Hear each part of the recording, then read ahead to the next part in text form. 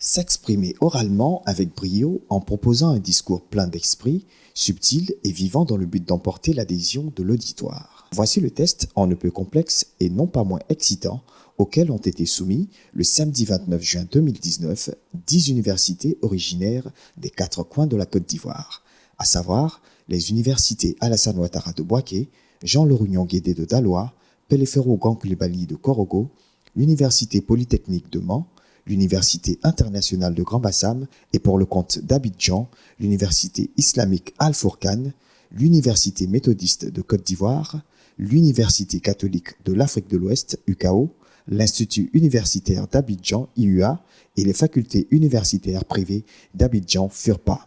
Ce, à l'occasion de la 2e édition du plus prestigieux concours de débat contradictoire de Côte d'Ivoire, Graines du Savoir, tenu à Grand-Bassam et comptant pour la catégorie Enseignement supérieur. À l'initiative de la Fondation AINTIE présidée par M. Ghislain Dango, la compétition interuniversitaire, arbitrée par un distingué jury et chapeautée par la grande écrivaine journaliste émérite Agnès Crédy, a jonché les aptitudes des impétrants à travers diverses thématiques et questions d'actualité aussi importantes les unes que les autres. Les religions importées constituent-elles un frein au développement de l'Afrique?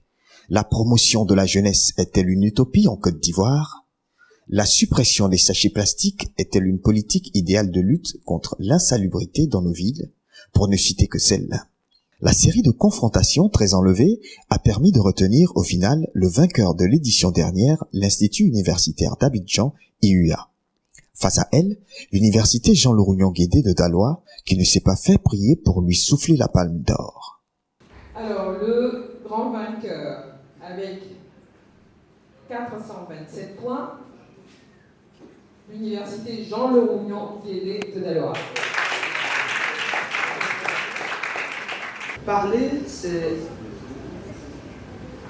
donner du contenu dans un espace ouvert à d'autres, à notre niveau de connaissance et de culture. Le vide ne dit rien. Si on n'a rien dans la tête, comme on dit, on ne peut rien dire. Donc ce n'est pas en se lançant le défi de dire je vais compétir à un concours de débat, et tout d'un coup, comme par magie, mon esprit va être enrichi de connaissances que je n'ai pas accumulées pendant de longues années. Donc vouloir parler, c'est déjà se cultiver énormément. C'est beaucoup lire.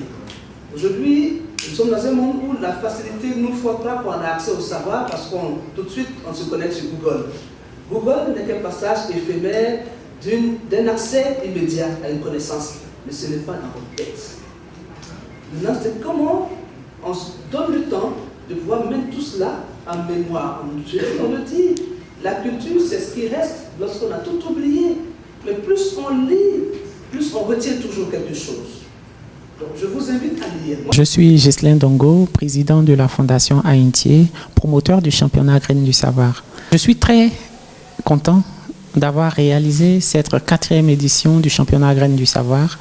Pour cette 4e édition, nous avons eu à toucher plusieurs localités en Côte d'Ivoire, notamment la ville de Korogo, Ferkessédougou, Bouaké, Grand-Bassam, Abidjan et Bingerville pour le secondaire. Et nous venons de terminer avec Graines du Savoir pour les étudiants des grandes écoles et universités.